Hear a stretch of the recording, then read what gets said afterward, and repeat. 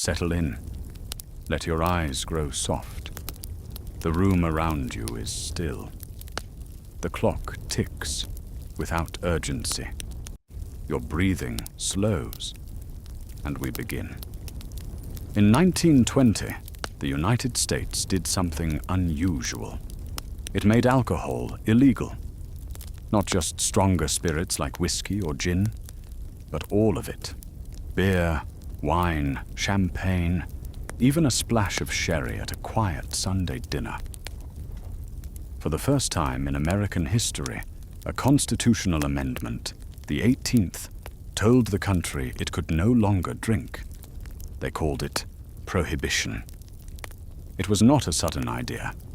In truth, it was the result of decades of pressure from temperance activists, politicians, and moral reformers.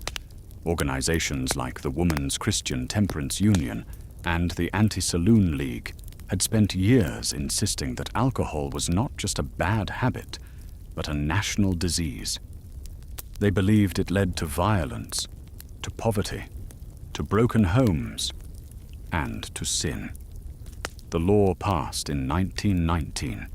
The Volstead Act was the law that gave it structure. It defined what was intoxicating. Anything with more than 0.5% alcohol content was forbidden. That included beer. It included wine. It included almost everything you might pour into a glass to soften the edge of a long day. The law was supposed to make America more virtuous, more productive, more moral. Fewer drunks, fewer crimes, fewer tears. Instead, it made things complicated, especially in Chicago. Chicago in 1920 was a city of industry, of immigrants, of neighborhoods stacked with tenement apartments, corner grocers, and rowdy saloons. It was a city where workers finished 10-hour shifts in freezing meatpacking plants and sought relief in a drink, a smoke, or the warm lights of a bar. And now, the bars were closed. Or rather, they were supposed to be. The law said they must be. But the city was not quiet. Not at all. When Prohibition began on January 17th, 1920, the mood was uncertain. Some people held final parties the night before. Others locked up their bottles in hope that the country would change its mind. But the truth was, most people didn't stop drinking. They just stopped doing it legally. Because Prohibition didn't ban drinking. It banned production. Transport point, sale, dot. The act of pouring a drink into your glass was not a crime. But how you got that drink, that was something else. In theory, Prohibition would empty the saloons and dry up the drunkards. In reality, it just sent everything underground. Hidden stills, homemade wine, secret bars behind fake storefronts. People didn't stop. They just got quieter. And sometimes more desperate. The government assigned only 1,500 federal agents to enforce the law nationwide.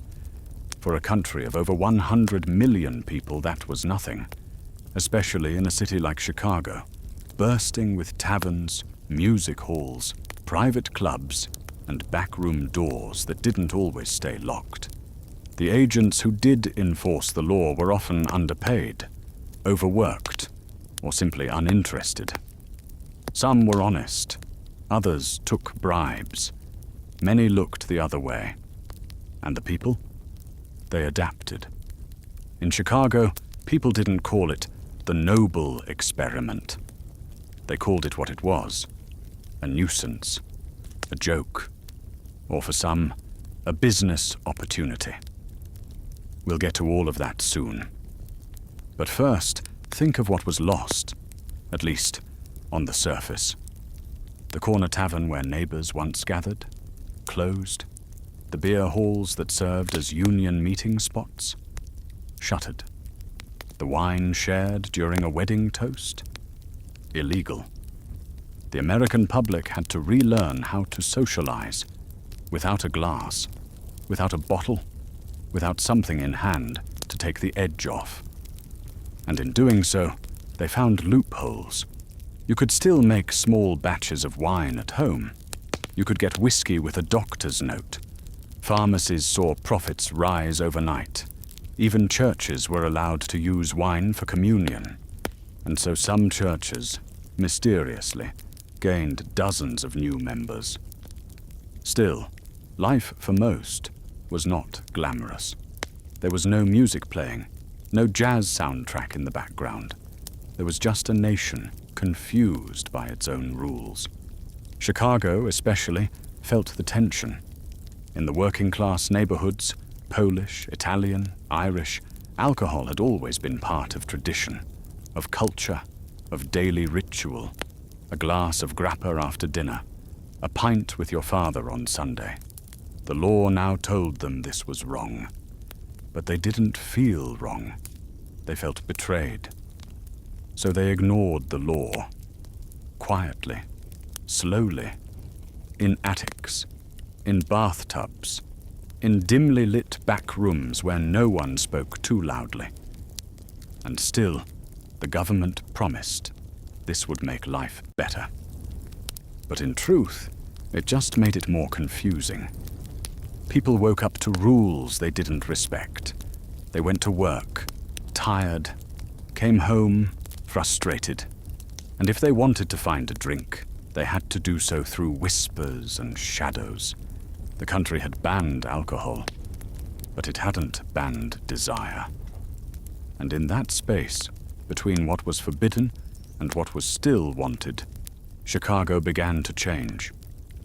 Not all at once, not with gunfire and flashing lights, but slowly, with boarded-up saloons, with hand-lettered signs for soda rooms, with quiet nods and sideways glances. That's where we'll stay for now. A city not roaring with excitement, but humming with quiet discomfort.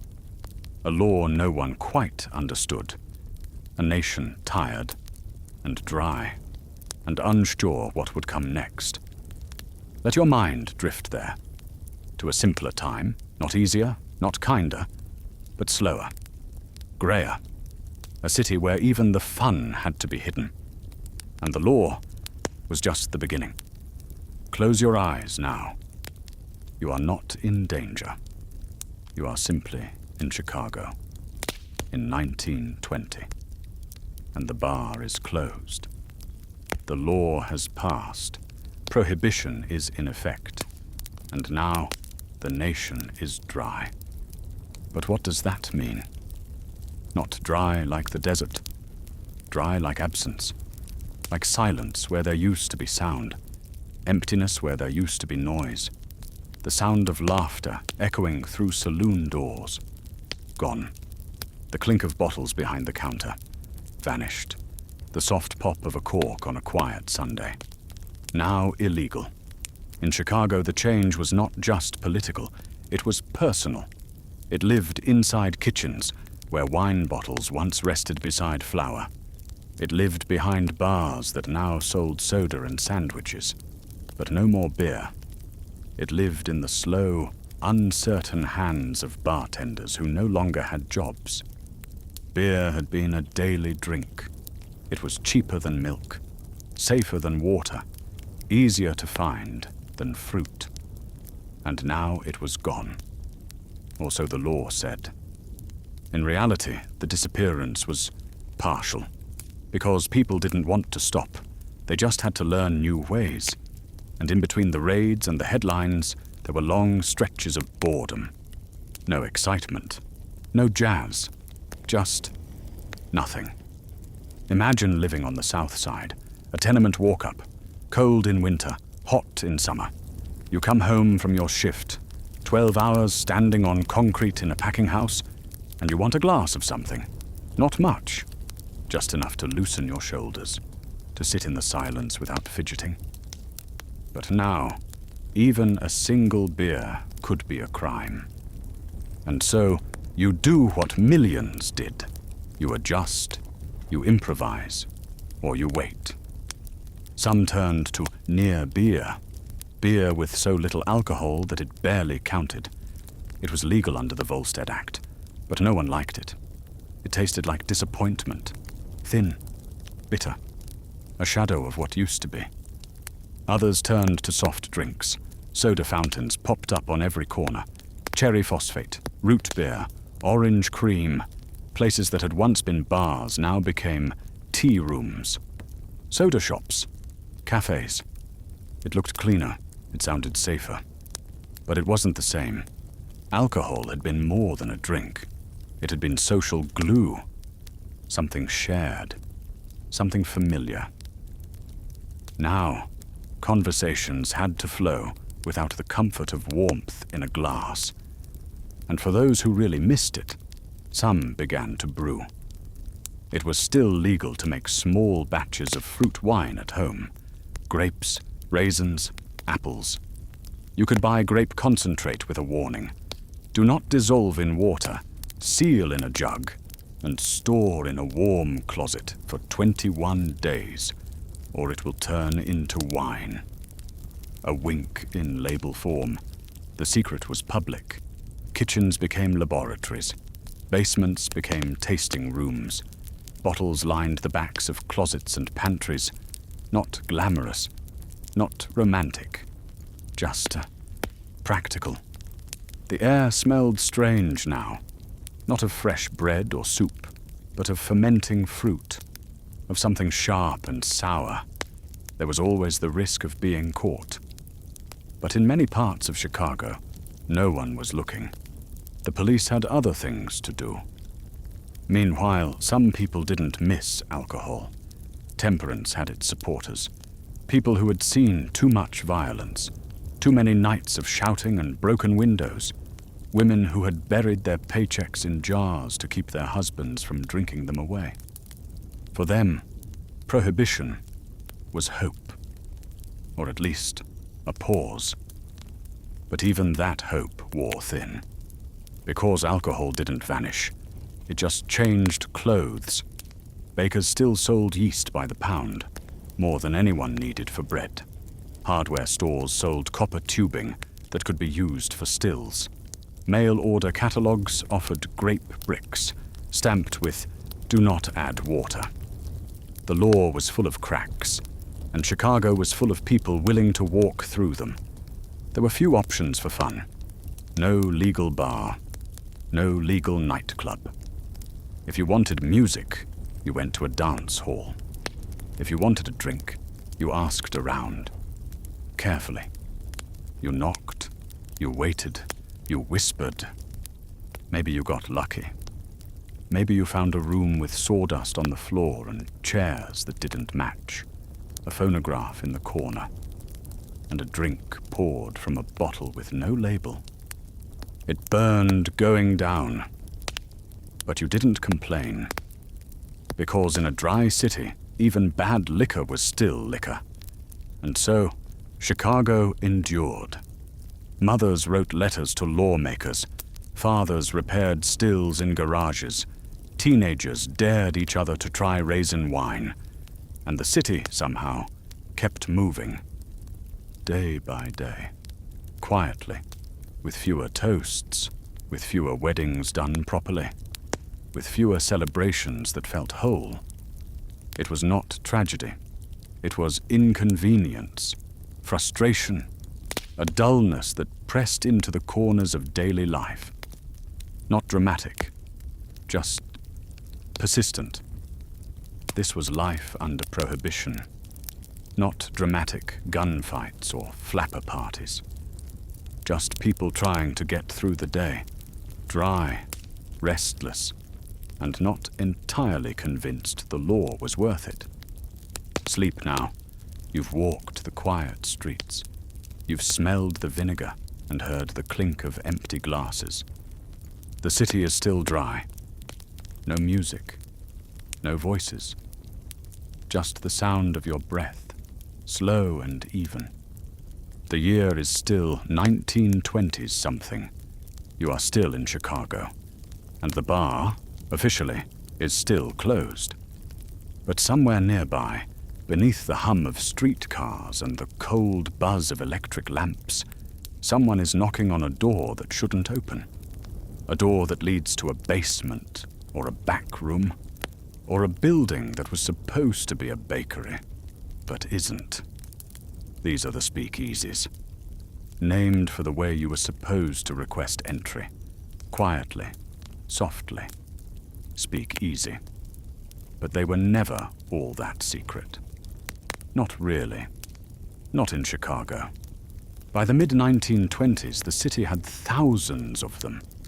Some were fancy, most were not. Some had passwords, others didn't bother. Some were just someone's parlor with the furniture pushed aside and the curtains drawn. The typical speakeasy wasn't a jazz club. It wasn't covered in velvet or filled with elegant dancers. That's the myth, the movies, the fantasy. In reality, most were cramped, smoky and hot. Basements with leaky ceilings, storage rooms that smelled of mildew and burnt sugar. The liquor was often bad. The glasses were rarely clean. The music, if it existed, came from a phonograph or a tired piano in the corner. You might have stood shoulder to shoulder with strangers, sipping something that claimed to be whiskey but tasted more like firewood. You didn't complain. It was drinkable. That was enough. Because in a dry city, even the illusion of normalcy was valuable. The law tried to keep up, but it was overwhelmed. Raids happened, but everyone knew someone on the force. Police were paid in envelopes, meals, favors, or bottles. A raid might come, but not tonight. Not here. Probably not here. The risk felt small. The reward was simple. The comfort of pretending the law didn't apply, if only for a few hours. In Chicago, the speakeasy became part of everyday life. Some were in hotels, others in alleyways. Some behind false walls in restaurants. If a place had a back room, chances were someone was pouring drinks in it. They were called different things: blind pigs, beer flats, bottle clubs. Some charged entry, others charged for ginger ale and gave the whiskey for free. A legal loophole. They didn't always have entertainment. There wasn't always jazz. Sometimes there wasn't even a chair. You came, you drank, you left. No celebration. Just escape. Some speakeasies were quiet. They served factory workers, seamstresses, clerks, people who couldn't afford much, but still wanted something. A drink, a cigarette, a dim place to sit. Others catered to the upper crust, lawyers, politicians, men who gave speeches in the daylight about morality, then toasted bootleg bourbon at night. Chicago wasn't fooled by virtue. It knew that laws were often just for show. Some speakeasies were owned by crime syndicates, others by mothers and sons. Some were funded by corruption, others by desperation. It wasn't about rebellion, it was about routine. The bartender worked quietly. The bottle was kept in a drawer. The glass was rinsed in a bucket. Sometimes a child sat by the door, ready to knock 3 times if the police came near. Sometimes no one bothered hiding anything, because in Chicago the law was slippery, and so people slipped with it. It was possible to live your whole life in the 1920s and never enter a speakeasy, but most people knew someone who had. They were not luxurious. They were not exciting. They were tolerated. And in their own way, they helped the city survive the contradiction of prohibition, the rule that everyone knew, but no one truly followed. As you breathe now, think of a dim room. The light is yellow. The air is close. A man plays a quiet tune on an out-of-tune piano.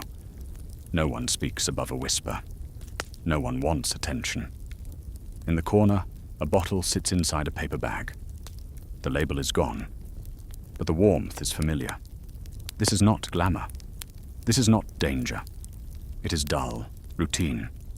It is what happens when a law outlives its purpose. And as the night wears on and the piano fades and the drink is gone, someone will slip out the back door. They'll walk home in silence, beneath a sky full of quiet stars, in a city pretending to be dry. Because when people couldn't buy alcohol, they made it. Welcome to the world of homebrew, the quiet, sour-smelling rebellion of the 1920s. It wasn't glamorous, it wasn't safe, and it definitely wasn't legal. But it was common. In kitchens, in basements, in laundry tubs and back porches and darkened closets. If you could boil water and hide a bottle, you could make something close to liquor. Bathtub gin was the most infamous. It wasn't called that because it was made in the tub, at least not usually. It was called that because the tall bottles used for mixing couldn't fit under the kitchen faucet. So water was added from the bathtub tap. Cold, chlorinated, questionable. The process was crude. You started with industrial alcohol, the kind used in cleaning products or paints. Then you added water, flavorings, and sometimes oils or extracts to cover the harshness. Juniper berries for that gin flavor. Sugar, citrus peels, peppermint, ginger. Anything to dull the sting. Sometimes it worked. Sometimes it blinded people. The government, trying to discourage this practice, ordered industrial alcohols to be denatured, poisoned, essentially.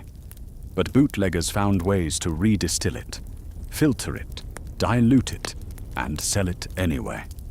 The results varied. Some people drank and laughed, others drank and never woke up. Still, the demand was strong. In apartments all across Chicago, bottles clinked in closets, jars burped with fermentation, raisins soaked in jugs of sugar water, waiting to become Raisin Jack, a rough kind of wine, earthy and strong. You didn't need much equipment, a glass jug, a rubber balloon, a dark place, a little time. The balloon told you when the sugar was turning to alcohol. It inflated with gas, then sagged. And when it sagged, it was time to taste. There were grape bricks, too. Condensed blocks of dried grapes sold legally in grocery stores. Labels included warnings in fine print. Do not dissolve in water, seal in a jug, and store in a warm cupboard for 21 days, or it will ferment. Everyone knew. No one said it aloud. Families made wine in the attic. Grandmothers used recipes passed down from Italy or Poland or Germany. Children stirred the pots. Teenagers delivered bottles to neighbors. It wasn't rebellion. It was just what people did. It didn't always taste good. The wine was sour, the gin was sharp, the whiskey, if you could call it that, burned all the way down. But it worked. It gave people what they were missing. Warmth, relief, something to do on a Saturday night. And yet, it wasn't entirely safe. Improper distillation left methanol, which could damage the optic nerve and cause blindness. Lead coils used in makeshift stills leached poison into every sip. Explosions were not uncommon.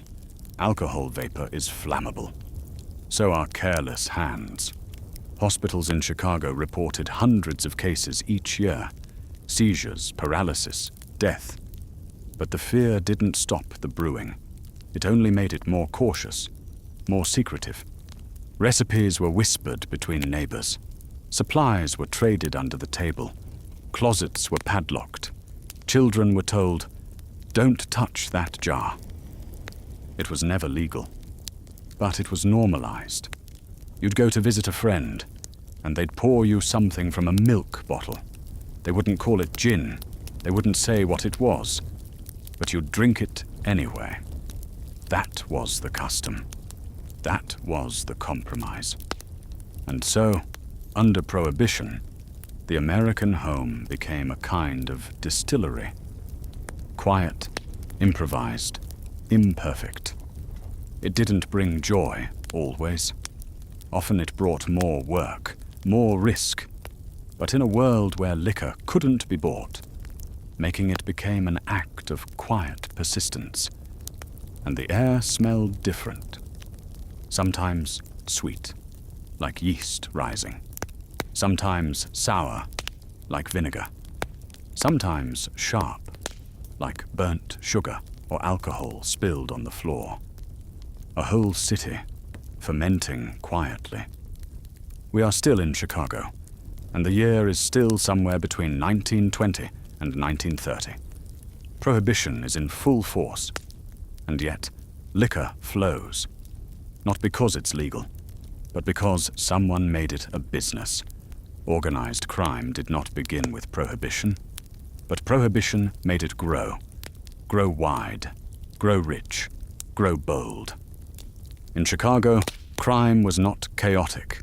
It was structured, managed, administered like a factory or a railroad company, with departments, territories, payroll, and men who handled things when words weren't enough. The biggest name was Al Capone. But he wasn't the only one. Dozens of gangs competed, collaborated, and collided. They didn't just sell liquor. They moved it across borders, across alleys, across state lines, from Canada, from local stills, from inside the government's own warehouses. Prohibition created a market. Organized crime filled it, and filled it quietly. This wasn't all gunfights and cigars. Most of the time, it was logistics. Trucks needed routes. Bottles needed labels. Policemen needed bribes. Judges needed reminders. Liquor was stored in ice warehouses, basement garages, laundromats, grain silos. Men carried crates through sewer tunnels. Women smuggled bottles in baby carriages. It was a city transformed. On the surface, polite, dry, lawful. Underneath, fast, wet, complicated. The Chicago outfit, led by Capone, operated like a corporation. They had accountants. They had drivers. They had men who took orders and men who gave them. Everyone had a role. Some were bootleggers. Some were enforcers. Some were there just to keep the peace between territories. Even crime in this time had its rules. There were wars, yes. The most famous was the Saint. Valentine's Day Massacre in 1929.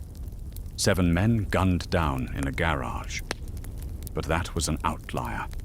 Most violence was private, quiet, swift. Because killing too loudly was bad for business, the goal wasn't fear, it was control. And Chicago became a city under quiet management. Not from City Hall, but from men in overcoats who met behind cafes and never wrote anything down. They didn't just traffic in alcohol. They handled gambling, protection, vice, and eventually politics. But liquor paid the bills. Liquor built the empire. Speakeasies paid for product. If they refused, they might close. If they talked to the police, they might disappear. But for most people, there was no drama. Just a man who delivered. Just a door that opened. Just a bottle that arrived on time. And you didn't ask where it came from. You just poured. Because organized crime, in this time, was part of the city's rhythm. As regular as the train, as predictable as the morning paper. Not everyone hated them. In neighborhoods where crime families operated, streets were sometimes safer. Children were left alone.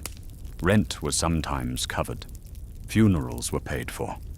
In a world where the law was hard to trust, people sometimes trusted the ones who didn't pretend to be pure. Capone, for all his crimes, ran soup kitchens during the Depression, fed thousands, wrote checks, smiled for the camera. People liked him. At least some did. But behind the smiles were books full of names, ledgers full of numbers, and bottles stacked in cellars that no one ever spoke about. The law tried to fight it, but it had little money, few men, and fewer allies. The criminals were better organized than the government. In 1927, Capone's organization made an estimated $100 million, mostly from alcohol.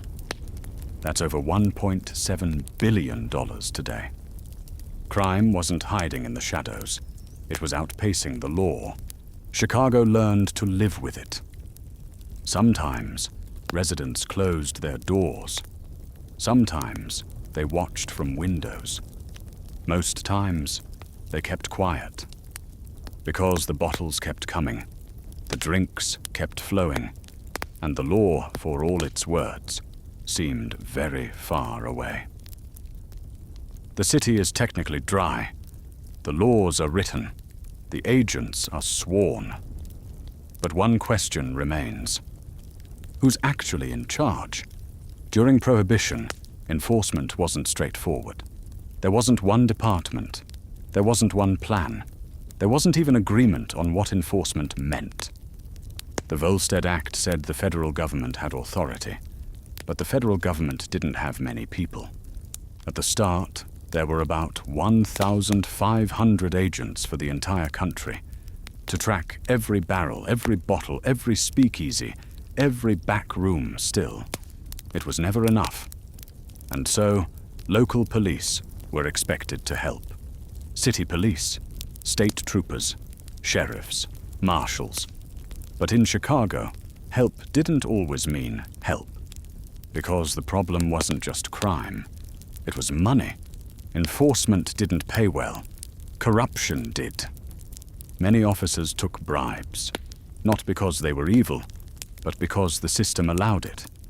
Cash in envelopes, bottles left at the door, a handshake, a wink, an understanding. Sometimes they'd shut down a speakeasy on Monday and drink there on Wednesday. The law was elastic. It bent, it snapped, it patched itself with silence. Even when arrests were made, they didn't always lead to conviction. Cases collapsed, witnesses vanished, judges were lenient or bought, and juries were sympathetic. Because most people didn't believe in the law, they didn't think drinking was wrong, and they didn't want their neighbor punished for having a bottle of wine. The law lacked something essential: public support. And so it floated, technically there, functionally ignored. Still, some agents tried. They raided warehouses, smashed barrels, confiscated crates. But even then, the liquor kept flowing, because for every gallon they found, 10 more were delivered. And then there were the untouchables, a special team of federal agents led by Elliot Ness, known for refusing bribes, working in silence, and targeting the financial structure of organized crime. They didn't arrest Capone for murder. They arrested him for tax evasion. It was clever, unexpected, and slow. It took years, and even after Capone was jailed, the liquor didn't stop. The machine was bigger than any one man. Enforcement also clashed with community values. In immigrant neighborhoods, Polish, Irish, Italian, alcohol was part of life, part of faith, part of culture. To raid a homebrew operation felt less like justice and more like a personal insult. People didn't thank the police. They closed their doors. And in the meantime, the city adapted. Pharmacies sold medicinal whiskey. Churches served sacramental wine. Doctors wrote prescriptions. Politicians gave speeches and then sipped bourbon off stage. Even mayors, even congressmen. The hypocrisy was constant. The line between enforcer and offender blurred, Some police departments even used prohibition as a power tool. They could choose who to raid, who to leave alone, who to arrest, who to ignore. Power, not justice. And so, the public lost trust. The law said one thing, the city did another. And the badge meant something different on every block. You never really knew who to fear or who to follow. But through all of this, the city didn't burn. It didn't collapse. It simply adjusted. Chicago learned to live with this strange in-between, where the law was loud, but the enforcement was selective, where a badge could mean authority, or business as usual, where the difference between crime and control was often just timing. Still living beneath the banner of prohibition, a law as dry as the paper it was printed on. But behind the big headlines, beneath the speakeasies and gangland myths, life for most people was not soaked in drama or soaked in gin. It was just quietly uncomfortable. For the average man or woman, the teacher, the clerk, the machinist, the housemaid, the baker, prohibition wasn't a lifestyle or a political issue, or even a conversation topic after a long day. It was a rule to maneuver around, to resent quietly, to ignore when it could be ignored, and to obey when it couldn't. They called it the noble experiment, but it did not feel noble at the dinner table. It felt like a missing ritual. It felt like something had been stolen, not just the alcohol, but the ceremony of it. The bottle uncorked beside the stove, the glass passed across the porch, the toast whispered in a language older than the law. What did it mean, really, to live dry? It meant different things to different people. For some, it meant that their husband came home earlier and clearer-eyed, not full of gin or beer, not slurring his words, not smelling of dark corners and bad decisions. For others, it meant a husband who disappeared even more completely, slipping through back doors and alleyways to find the drink that now required secrecy and money and risk. For the mother raising 4 children in a cold apartment on the south side, it might have meant fewer drunken fights in the hallway and fewer paychecks wasted on whiskey. But it also might have meant her neighbors were more suspicious, more isolated, more tired, worn down by the effort of hiding or abstaining, or wanting something that could no longer be spoken of aloud. It meant weddings where the wine was watered down or missing entirely. It meant funerals without a quiet, burning sip of comfort. It meant Sunday dinners where no one raised a glass, just passed the bread and waited for silence to lift. And yet, people adapted. Because people always do. They found other ways to unwind, or at least tried to. There were card games and movie houses and church socials. There were soda fountains and dance halls and long walks through the park, under trees that didn't know or care that the law had changed.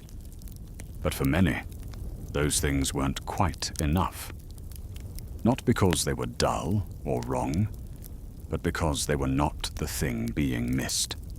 They were not the small glass of something cold after a long shift, or the hot toddy passed between neighbors during a winter cough, or the toast poured in memory of someone who no longer sat at the table. Alcohol had never just been a drink. It had been a punctuation mark at the end of a day, a gesture of hospitality, a way of remembering and forgetting in equal measure. Without it, something felt undone. People tried alternatives. Some worked, others did not. Near beer, with its 0.5% alcohol content, was legal, but mostly hated. It tasted like disappointment with a foam head. Soft drinks rose in popularity. But not everyone wanted syrupy sweetness in place of something sturdy and bitter and grown. Soda shops became social centres, bright, clean, and full of sugar. But they couldn't quite fill the space left by the saloon, where men once gathered to share not just liquor, but news, worries, jokes, and warmth. In tenement buildings, rumours of home-brewed wine floated through the walls like the smell of onions and frying lard, faint, familiar, and always a little dangerous.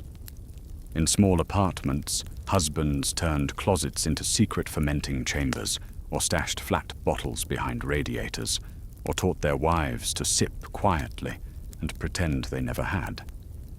Children sometimes helped, without understanding what they were helping with, stirring pots, delivering parcels, answering doors with blank expressions.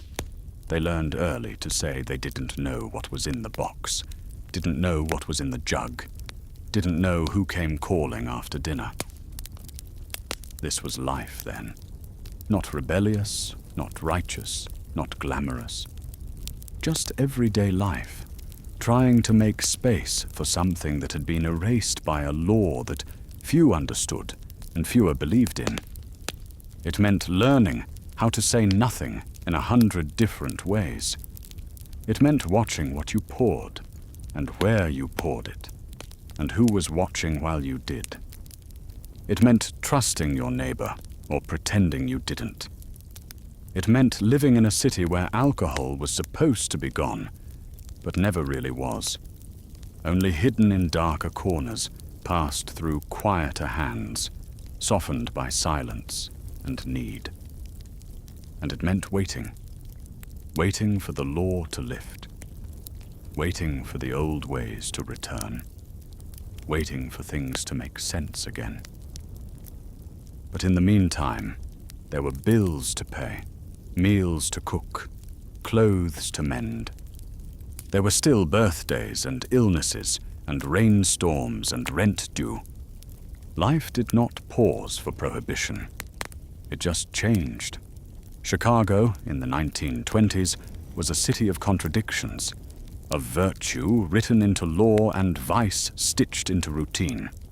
While federal agents were tasked with stamping out alcohol from top to bottom, the people at the bottom, the porters, the bakers, the housewives, the unemployed men warming stoops with their knees drawn to their chests, found themselves swept into a quiet, sprawling economy that flourished not above board, but just beneath it. This wasn't organized crime in the cinematic sense, not tuxedoed gangsters drinking champagne in mirrored speakeasies. No, this was the quiet, transactional rhythm of the underground, a system powered not by glamour, but by necessity. By the early 1920s, just a couple of years into Prohibition's uneasy reign, an estimated 30,000 speakeasies operated across Chicago. Many of them supplied not by grand operations run by the likes of Al Capone, but by small-time bootleggers, families who distilled spirits in garages, factory workers who siphoned ethanol from chemical plants, and neighborhood kids who ran bottles between alleyways in baby carriages or lunch pails. The city's infrastructure bent under this unregulated commerce, but it did not break. In fact, it adapted. For example, ice delivery trucks, which had once served the humble purpose of supplying blocks of frozen water to homes before refrigeration became widespread, began to serve dual roles. On the surface, a deliveryman was just unloading ice. But often, hidden in the insulated compartments beneath the melting cargo, lay crates of beer or bottles of cheap gin, wrapped in burlap and tucked beside salted meats to keep the smell down. No one asked. No one talked. Laundry services, especially those operating in multi-ethnic neighborhoods like Pilsen, Bridgeport, and back of the yards, functioned as legitimate fronts for modest bootlegging. The machinery, with its large vats and industrial drainage, made perfect camouflage for small-scale stills. Wash schedules were staggered to match brewing cycles. Soap was purchased in bulk, but some of it was never opened, and deliveries were sometimes heavier coming back than they were going out. Pharmacists, empowered by a loophole in the Volstead Act, became pillars of the underground economy. They legally sold medicinal whiskey, sometimes to those with legitimate prescriptions, often to those with forged ones. Chain drugstores like Walgreens, which had fewer than 24 locations before Prohibition, expanded rapidly, opening hundreds of new stores across the city and state, largely because of this newly legalized grey market trade. But it wasn't only merchants and tradesmen. Homemakers, especially immigrant women who had learned fermentation and distillation from European traditions passed down through generations, brewed wine from raisins, plums, or Concord grapes bought in bulk from warehouses near the river. They sold it discreetly, bottle by bottle, to neighbors, to friends, sometimes through church connections, sometimes under the guise of sharing preserves. A single mother with 3 children might make enough on homemade wine to pay rent in a cold water flat near South Ashland Avenue. A laid-off streetcar conductor might run a still in the back of a mechanic's garage to keep food on the table. A teenage boy, too young to drink, too old to be watched closely, might earn more in a week running liquor up and down the block than his father earned, laboring at a steel mill. It was a citywide adaptation, a quiet defiance, wrapped not in violence or rebellion, but in routine. And the supply chains, crude, ever-shifting but functional, evolved to meet the demand. By 1924, it was estimated that bootleggers in Chicago were producing over 60 million gallons of alcohol per year, much of it manufactured locally from corn sugar, yeast, and tap water, then flavored with extracts, fruits, or chemicals to mimic whiskey, gin, or wine. There were even printed how-to pamphlets, sold discreetly by mail order, that described the precise temperature for fermenting apple cider, or which store-bought extract came closest to a Scotch flavor profile. You could buy stills from catalogues, advertised under the pretense of distilling water or essential oils. Some were shipped in parts, copper tubing, pressure gauges, caps and flasks, to avoid suspicion. Many of the people involved in this underground network didn't consider themselves criminals. They weren't thugs or outlaws. They were bakers, tailors, teachers, aunts, taxi drivers. Many of them never touched a gun or spoke to a gangster. They simply saw a need and filled it, quietly, carefully, often nervously.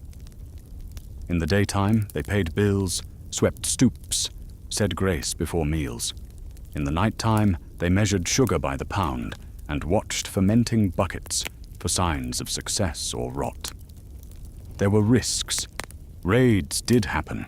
Arrests did follow. But the enforcement was inconsistent, and the appetite for prosecution varied from neighborhood to neighborhood, judge to judge, week to week. In some wards, a bootlegger might be warned before a raid. In others, they might be dragged from bed at dawn. It depended on who you were, and who you knew, and who wanted to be seen enforcing the law that week. It was a world of shadow rules, unwritten expectations, soft codes and hard silences. And yet, despite the constant shifting, it worked. In 1925 alone, Chicago's black market alcohol trade was estimated to generate hundreds of millions of dollars. Much of it passed hand to hand, never recorded, never taxed, and never spoken of in polite conversation. The city's formal economy sputtered through post-war recession, labor strikes, and political infighting. But underground, a parallel market thrived, driven not by Wall Street, but by basement stills and quiet bottles passed through laundry baskets and beneath loaves of bread. That was the real face of prohibition in Chicago. Not just the mobsters in fedoras and the glamorous flappers at jazz clubs, but the mail clerk who took a bottle to his sister's wedding, the delivery boy who knew which grocery stores to visit at dusk, the widow who paid her heating bill with money from homemade cherry wine. Now, we are going to talk about what they actually drank. Not the myths, not the fine bourbon served in hidden jazz clubs, or the sparkling wine passed under crystal chandeliers, but the ordinary, strange, often terrible, and sometimes dangerous beverages consumed by ordinary people during the long, dry years of Prohibition. By the time Prohibition had taken root across Chicago, the supply of legal alcohol, the old pre-ban stocks, had mostly dried up. The liquor cabinets were empty. The fine wines had been stretched too thin. What remained was homemade, smuggled, disguised, or reinvented. The first thing to know is this: very little of what was drunk during Prohibition tasted good. In fact, most of it was unpleasant. Much of it was outright poisonous. But it was alcohol, and that was the only requirement. One of the most infamous drinks of the era was bathtub gin.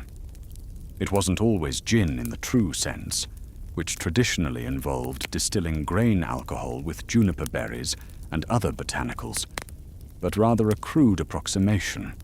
Industrial alcohol, intended for cleaning or manufacturing, was redistilled to remove the most dangerous impurities. Then it was diluted with water, flavored with anything from juniper extract to citrus peel, and bottled in reused containers, sometimes wine bottles, sometimes old milk jugs, sometimes jars with corks carved from rubber or wood. The name came from the size of the bottles. Many were too tall to be filled in a kitchen sink, and so they were topped off from the bathtub faucet. Not exactly sanitary, but practical. The results were often harsh, metallic, and bitter. People added honey, sugar, peppermint oil, anything to mask the bite. The burn in the throat wasn't a luxury. It was part of the experience, a reminder that what you were drinking wasn't legal and wasn't meant to be pretty. Some people preferred Raisin Jack, a crude homemade wine created by fermenting dried fruit and sugar in jugs of water. The process was simple and required no special equipment, just a warm place, a little patience, and enough raisins to produce fermentation. The result was something vaguely wine-like, dark, sour, slightly fizzy, and usually stronger than intended. Left too long, it would sour. Not left long enough, it would taste like juice gone wrong. Then there was Pruno, prison wine, though it was made in basements and kitchens too. Mashed fruit, bread crusts for yeast, and sugar, if it could be found. Everything went into a sock, a jar, or a bucket. The longer it sat, the stronger it got. The flavor didn't matter. The proof did. People invented cocktails not to celebrate, but to survive. This was the birth of the mixed drink era, not because of creativity or elegance, but because the base alcohol was so rough, so foul, so unsafe, that something had to be done to make it drinkable. Orange blossom, gin with orange juice. Bee's knees, gin with lemon and honey. Mary Pickford, rum with pineapple and grenadine. They were colorful, yes, but they were medicine for the taste buds. The cocktails didn't hide the burn entirely, but they disguised the bitterness, the chemical edge, the memory of rust and turpentine. The wealthier patrons sometimes had better options: smuggled whiskey from Canada, wine imported illegally from France or Italy, hidden in shipments of olive oil or linens. But these were luxuries, rare, expensive, and unreliable. Even the finest labels were often counterfeit, filled with inferior spirits, and relabeled with forged branding. You might think you were drinking 12-year-old scotch, but in reality, you were sipping corn alcohol filtered through a charcoal sock and aged, very briefly, in a barrel that had once held syrup. The flavor wasn't guaranteed, but the label looked authentic enough. In the cities, bootleggers began selling grain alcohol concentrates that could be diluted and mixed at home. You bought the bottle, added water and flavorings, and hoped for the best. Whiskey flavoring came in small vials. So did imitation rum, brandy, and absinthe. They smelled faintly like the real thing. They burned just the same.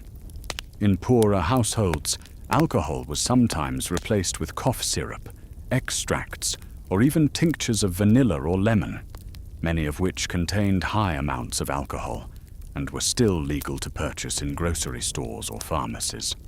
For a brief time, people turned to tonics, elixirs, and other patent remedies. They were sold as digestive aids, nerve tonics, sleep restoratives, and conveniently, they were 25% alcohol by volume.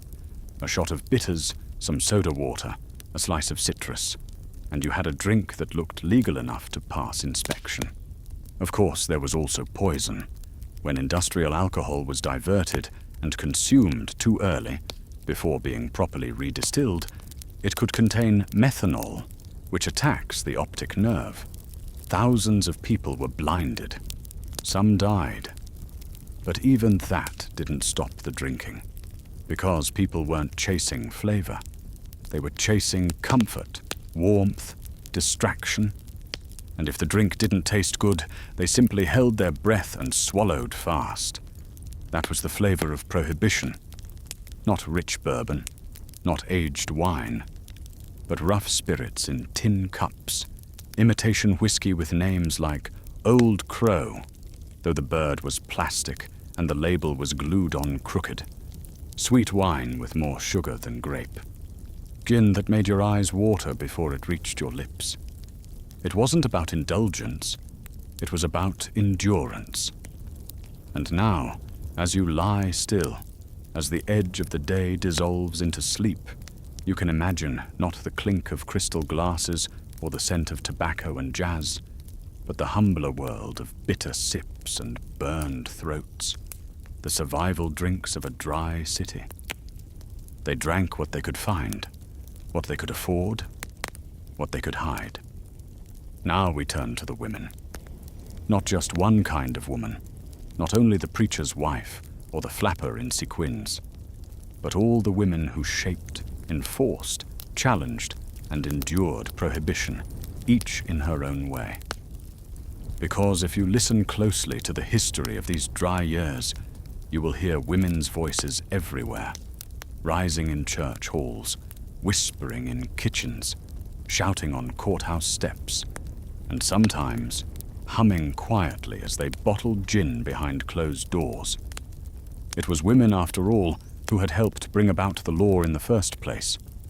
Decades before the 18th Amendment became national policy, the temperance movement had been growing steadily, led in large part by female activists who had seen, firsthand, what alcohol could do inside a home. These weren't abstract, moral crusaders. They were wives who had watched paychecks disappear into bar tabs, mothers who had scrubbed blood off staircases after drunken beatings, daughters who had hidden in closets when voices rose too loud downstairs. And so, they organized.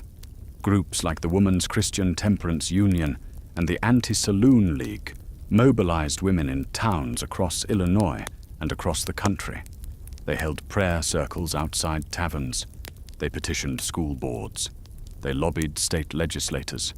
They marched with white sashes and called for something simple: the end of alcohol. To many, it was a fight for safety, for dignity, for peace.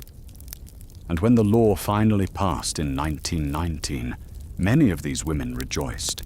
They believed they had won a kind of moral war, that prohibition would bring cleaner cities, stronger families, and fewer widows. But the world that followed was more complicated than they'd hoped. Because while some women had helped write the law into existence, others found themselves breaking it, quietly and without apology. In Chicago's working-class neighborhoods, Polish, Irish, Italian, alcohol was not just temptation or vice. It was culture. It was tradition. It was identity. Women in these neighborhoods did not see wine as sin. They saw it as something served on holy days, poured for guests, brewed at home with care, not rebellion. And so, across kitchens in Little Italy, in back rooms along Maxwell Street, in apartments near Wicker Park, women began to make their own liquor. They used old family recipes from Sicily or Galicia or County Mayo. They worked in quiet, deliberate rhythms, boiling, stirring, straining, bottling. Not to sell to strangers, not at first, but to serve their own tables, to keep something of the old country alive in a city that tried to erase it. Some of these women became accidental bootleggers. Someone asked for a bottle, then someone else. Soon a side income grew, modest, unrecorded, tucked inside coffee tins or sewn into coat linings. Others grew bolder. They operated speakeasies from their parlors. They sold wine from under the counter in corner stores. Some hired boys to make deliveries. Some hired no one and did it themselves, with bottles clinking in their market baskets beneath the spinach and onions. They were not lawbreakers in their own minds. They were mothers, sisters, caretakers, businesswomen, doing what they had to do, because the city was hard, and the rules were uneven, and the law did not feed a family or pay rent in a cold February. Of course, not all women brewed. Some joined the federal enforcement effort, serving as inspectors, investigators, or informants, though they were rare. Others took on a subtler role, persuading, pressuring, watching. They scolded husbands who drank in secret. They whispered to priests about neighbors who brewed too much wine. They organized women's auxiliaries in churches to uphold temperance values, even as the men slipped out after Mass to sip whiskey in the garage. Women's roles in prohibition weren't unified. They were fractured, layered, and shaped by class, by culture, by necessity. A well-dressed socialite in Lakeview might host a dry luncheon and serve sparkling grape juice, declaring the new law a triumph.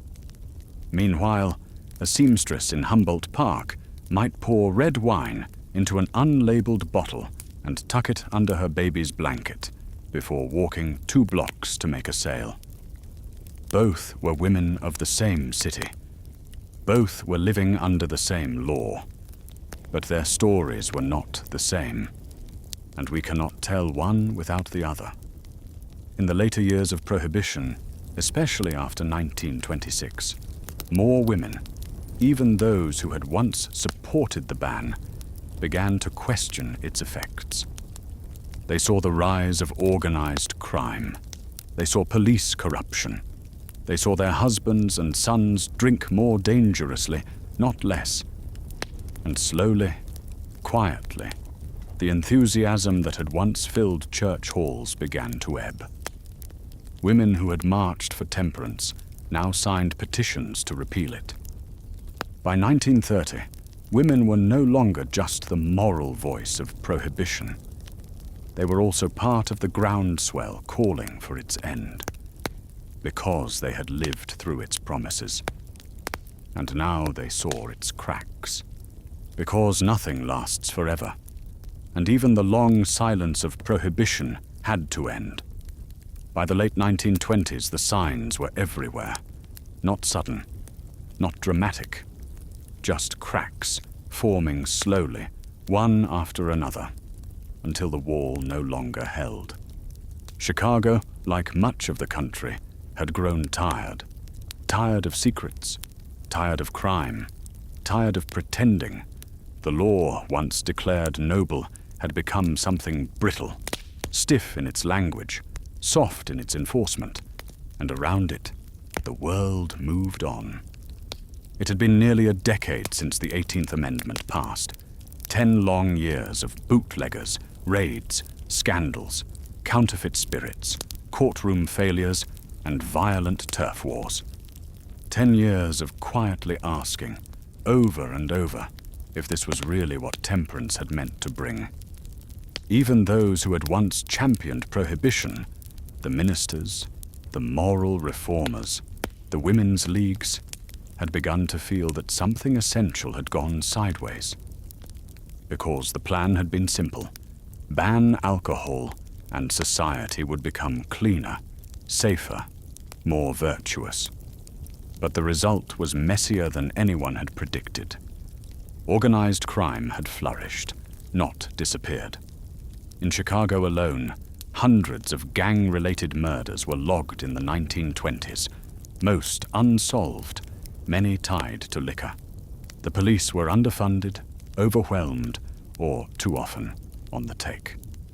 Public respect for the law had eroded to a whisper. Even economically, the law no longer made sense.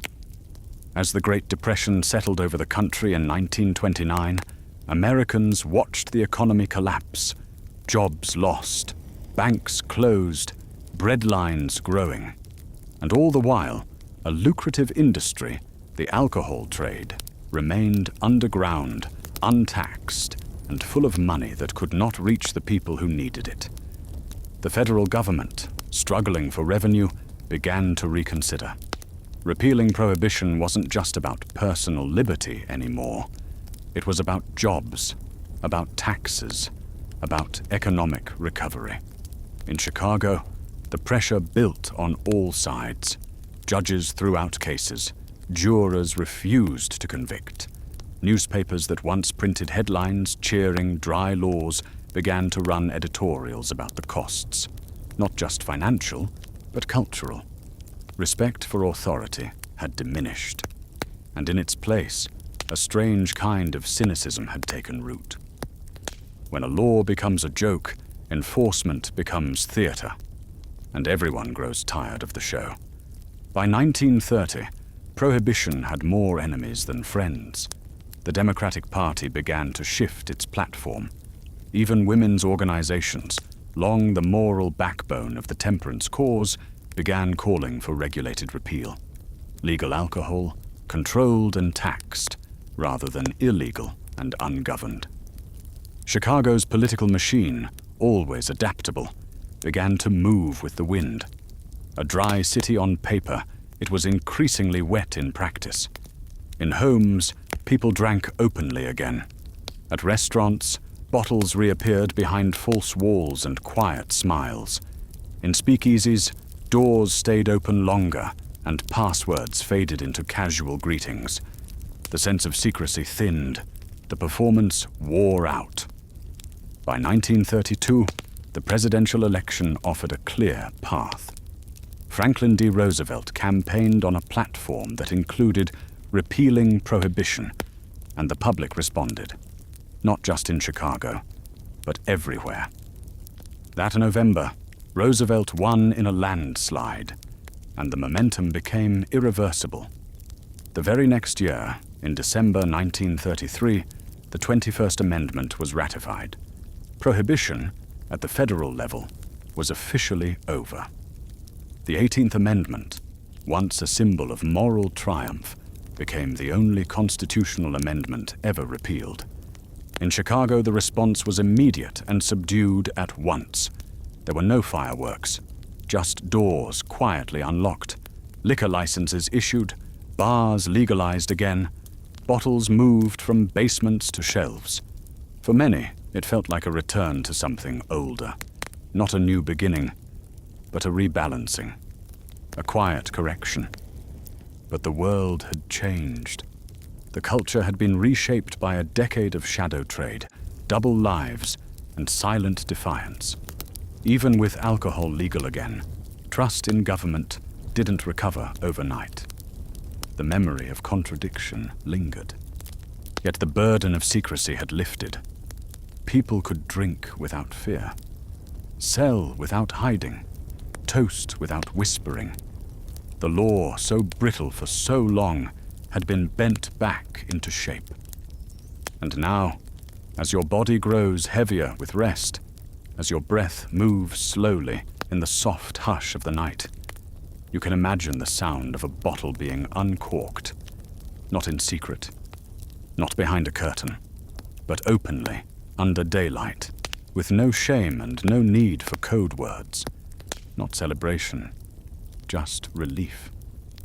The curtain has fallen.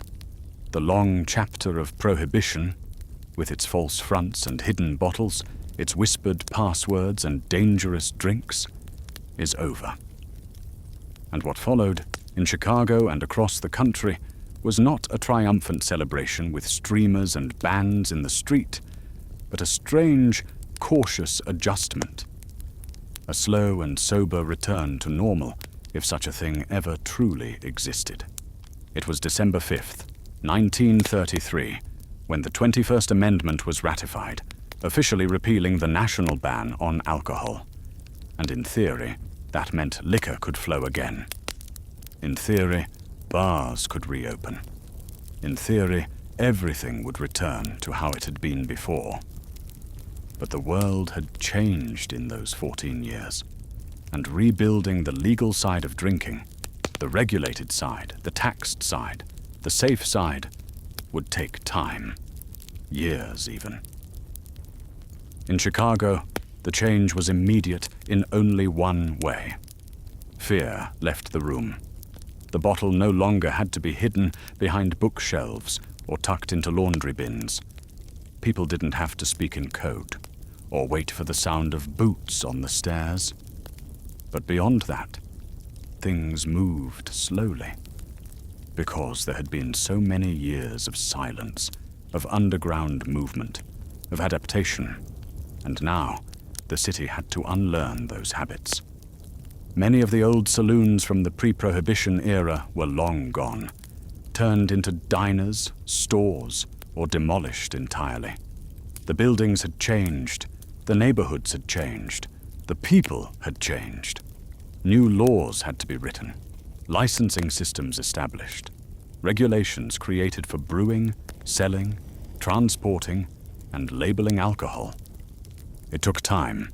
In the first year after repeal, many people still drank in speakeasies, even though they didn't have to, because they were there, because they knew how they worked, because the legal bars hadn't reopened yet, or weren't affordable, or simply didn't feel real. Alcohol manufacturing, too, had to be rebuilt almost from scratch. The big distilleries that had shuttered or pivoted to industrial alcohol production now had to shift back to making real liquor. Warehouses had to be reopened, equipment cleaned or replaced, workers rehired.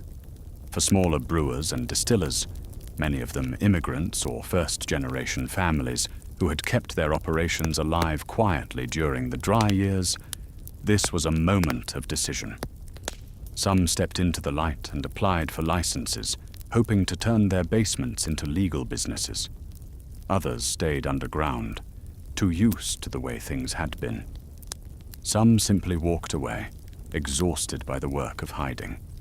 The federal government, meanwhile, finally had something it hadn't had in over a decade: tax revenue. By 1934, alcohol taxes were bringing in millions of dollars per month, helping to fund New Deal programs and soften the economic strain of the Great Depression. The repeal wasn't just about liberty, it was about recovery. And in that slow rebuilding, the rehiring, the reopening, the restructuring, Chicago began to find its balance again. But the effects of prohibition lingered. Some communities remained dry by choice. Some religious groups still viewed alcohol with suspicion. Some families still bore the scars of those long years of fear, silence, and improvisation. Even socially, the old rituals didn't return overnight. There were fewer long afternoons spent at the corner saloon. Fewer men drinking 5-cent beers before supper. Fewer toasts made with strangers. Drinking had changed. It had become more private, more cautious, more moderated, not by law but by memory. And some of that was intentional. The federal government had learned from its mistakes. So had the public. While alcohol became legal again, it was not romanticized in the same way it once had been. There were age restrictions now, labeling standards, dry counties, state controls, licensing bodies. And though enforcement would always be imperfect, it was no longer lopsided, no longer absurd, no longer a system where people whispered while judges winked and criminals thrived. The people of Chicago didn't toast Prohibition's end with roaring laughter. They exhaled. Softly. They looked around and saw what had been lost. Time, trust, safety, and in many cases, lives. And then they picked up the pieces. Bars reopened, breweries resumed, wines flowed again at weddings, funerals, and Sunday tables. But something had shifted. What had once been defiance was now choice. You could drink or not. You didn't have to hide, but you also didn't have to prove anything. The long war between law and habit had ended, not with a bang, but with a quiet sigh.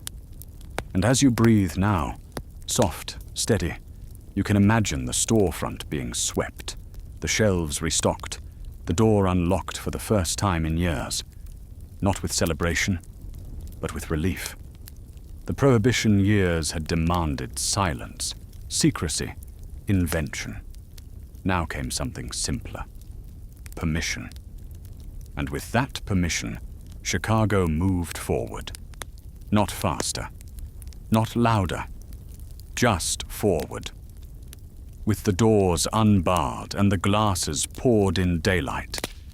It's easy to think that the story ends. But the truth is, even when Prohibition ended, it didn't quite leave. Not fully, not cleanly, because a law like that, so bold in its vision and so flawed in its reality, leaves behind more than paperwork. It leaves habits, fears, scars, and structures that outlive the rule itself. Let your mind drift now, not to the speakeasy or the still, but to the city that followed, the Chicago that emerged from the other side of Prohibition. Wiser, maybe, but changed. In 1933, the 21st Amendment closed a door, but behind it, the architecture of an entire era remained. A frame built around secrecy, evasion, and the quiet normalization of doing what the law said you shouldn't. The first and perhaps deepest mark Prohibition left behind was on trust in law enforcement. During those 13 dry years, thousands of Chicagoans had learned that the law was negotiable, that police officers could be bought, that judges might look the other way, that rules were things to be avoided, not followed. Even after repeal, that memory stuck. For a generation of working-class Chicagoans, especially in immigrant neighborhoods, skepticism toward the law became a form of cultural memory, inherited and passed on, as real as recipes or surnames. You didn't call the cops. You didn't ask questions. You handled things yourself. Because for more than a decade, the law had not served justice. It had served confusion. And though the law changed in 1933, people's experience of it did not reset overnight. Organized crime, too, didn't vanish with repeal. In many ways, Prohibition had professionalized criminal enterprise in Chicago. What began as a scattered black market grew, during the 1920s, into a sophisticated network of rackets, hierarchies, and business models. Liquor may have been the original product, but once the systems were in place, the routes, the bribes, the territory control, they could be repurposed to gambling, to prostitution, to narcotics. So even when alcohol became legal again, the men who had thrived in the underworld didn't fade. They adapted. The Chicago outfit, no longer in the whiskey business, shifted focus. Its influence seeped into unions, construction contracts, labor negotiations, and political campaigns. The structure of the criminal machine had been built. Prohibition had simply given it time and profit to grow strong. The city's geography changed as well. During Prohibition, areas that had once been respectable business districts developed a new kind of nightlife. Dense clusters of speakeasies, clubs, and backroom bars. Even after repeal, these spaces didn't always return to their old selves. Some stayed wet blocks, informally known as safe places to drink. Others became red light districts or late-night corridors where laws bent more easily. Zoning codes lagged behind, and what had been tolerated in the dark slowly became part of the daytime economy. And in homes, quiet, narrow homes on brick-lined streets, the way people drank changed too. Before Prohibition, alcohol had been public. Men drank in bars, in clubs, in saloons. Beer was something you walked to get. Whiskey was poured in places you left your house to visit. But during Prohibition, drinking went private, into the kitchen, the cellar, the back room. That shift didn't reverse. Even after repeal, the American home kept some of those habits. Cocktails became a household ritual. Drinking became something you did in your own space, with your own glassware, among familiar voices. The rise of the home bar, the cart in the corner, the bottles on the shelf, the ice bucket waiting. That was a Prohibition legacy. The idea that a drink was something you poured yourself, not something you bought from a stranger, became normal. Culturally, Prohibition also planted a deep ambivalence in the American psyche. Was alcohol a right, a danger, a business, a symbol? The answers were never settled. Even after the law changed, the debates continued. Dry counties persisted in many parts of the country. Some still exist today. Blue laws restricted when and where alcohol could be sold. No Sundays, no holidays, no early mornings. Tax structures grew complicated, with alcohol levied heavily to generate revenue and discourage overuse. And then there was the way Prohibition affected language and behavior, how Americans talked about drinking and thought about it, and taught their children to approach it. In many families, drinking remained quietly taboo, not illegal anymore, but still whispered about. In others it was taken for granted, a nightly glass, no apology required. And between those poles lay a broad middle, shaped by memory. The memory of doing without, of drinking bad gin in silence, of pretending not to notice the bottle in the cabinet or the cough syrup that lasted too long. Prohibition was gone, but it hadn't vanished. It had simply sunk in. So now, as your breath softens and your limbs grow warm beneath the covers, you can imagine the echo of it. Not loud anymore, but faint, like an old melody you don't remember learning. Prohibition ended, but it left behind footprints, in habits, in neighborhoods, in how the city moved, and how its people drank, and how they looked at the law. Chicago went dry, and came back wet. But it was never quite the same. When you hear people speak of Prohibition today, especially in Chicago, they rarely speak in whispers of hardship or confusion. They speak with a strange sort of nostalgia, as if it were fun, as if it were glamorous, as if those years were a roaring, golden age of jazz and flappers, of speakeasies and gangsters in fine suits, of forbidden cocktails in dimly lit rooms, laughter behind locked doors, and the thrill of doing what wasn't allowed. That image, neat and seductive, has lasted far longer than the law itself. But it's a myth, or at least, it's a curated version of reality. Because the truth is far more ordinary, far more uncomfortable, and far less elegant.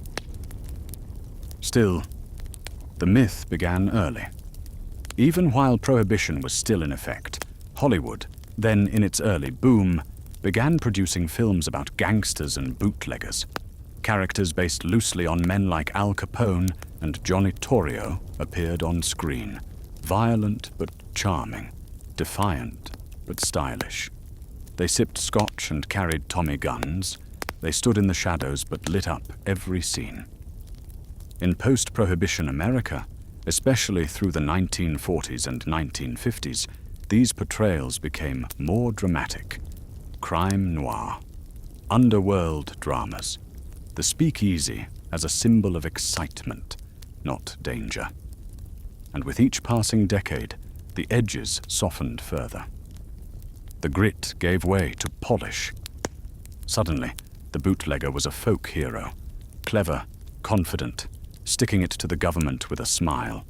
The flapper became an icon, feathers and fringe, jazz in the air, a cocktail in hand. Chicago, once truly burdened by corruption and fear, was recast as a glamorous playground. Even the word speakeasy shifted. Once, it meant an illegal bar, often cramped, often unsafe, often with watered-down booze and a nervous host listening for sirens. Today, it's a themed venue, a password-only lounge behind a bookcase, a place to order a $16 cocktail with smoked bitters and a twist of theatrical lighting. It became stylish. That's what memory does. It trims the parts that ache and holds on to the parts that sparkle. The danger becomes drama. The discomfort becomes atmosphere. The desperation becomes design. But in truth, Prohibition was not glamorous for the people who lived through it. It was dry homes with quiet resentments. It was dangerous drinks that burned the throat and sometimes the stomach lining. It was fear of the police, or worse, of the men who acted beyond the law. It was secrecy and fatigue and dullness. The flappers existed, yes, but they were a small subculture, mostly urban, mostly young, mostly upper class. For most women in Chicago, life during Prohibition was not sequins and champagne. It was laundry, work, a jug of raisin wine under the sink, children sleeping in the next room while their father drank too quickly and too silently. As for the gangsters, they were real, but they weren't heroes. They controlled neighborhoods through violence and bribery. They rigged elections. They trafficked more than alcohol. They didn't throw parties. They ran industries. Yet somehow, in the years that followed, the edge wore off, and the whole period became a kind of costume, a dress-up game for history, a theme for parties, a color palette, black, white, and gold. Because it's easier, softer, to remember what glitters than what grinds. But under all that myth, the truth still lives. And you've walked through it with care. You've heard the long sentences, the slow drip of time, the names not just of the famous, but of the faceless, the ones who brood, who hid, who waited. So when someone speaks now of the roaring 20s, you might remember that not everyone roared. Some whispered, some endured. Some simply kept their heads down and hoped it would all pass. Prohibition was not a great party behind closed doors. It was not all jazz and charm and flappers with flutes of champagne. It was confusion, conflict, and compromise, It was a city holding its breath, year after year. From the start, the law was written with hope, but carried out with contradiction. The goal had been moral clarity, to clean the nation, to lift it, to make it better. But in Chicago, that clarity dissolved quickly into shadows. Why? Because a law that most people don't believe in becomes a suggestion. Because people will find ways to adapt, even if it means bending rules or breaking them or ignoring them altogether. Because life doesn't stop for policy. People still wanted wine at weddings. They still wanted beer after work. They still wanted to toast a birth or soften a death or mark a Sunday with something warm in a glass. But under prohibition, they had to do it quietly, carefully, in back rooms, with poor quality liquor that could harm more than help, with police who might look the other way, or not, with neighbors who might tell, or not. So they brewed, they smuggled, they lied, they endured. And through it all they watched as the costs mounted. Not just in money, though the government lost billions in tax revenue, and the black market grew rich, but in trust, in truth, in safety. They watched as gangsters grew from thugs to businessmen, armed and organized.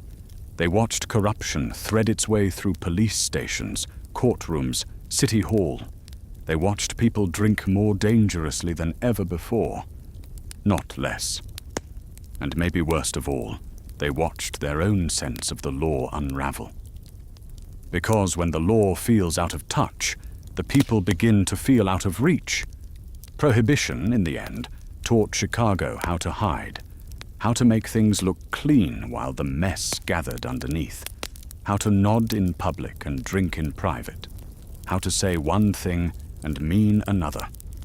And when it was finally over, when the 21st Amendment brought the long dry years to a close, there was no triumphant return, no great unbottling of joy, just a slow exhale, just relief, because the years had worn people down. It had not been glamorous. It had not been exciting. It had not been fun. It had been work. It had been danger. It had been exhaustion. And when it ended, the people of Chicago did not celebrate. They moved on, quietly. And yet, over time, the memory softened, the edges blurred, and the world dressed those years in glitter and velvet and swing music, because that was easier to remember than the unpleasant truth.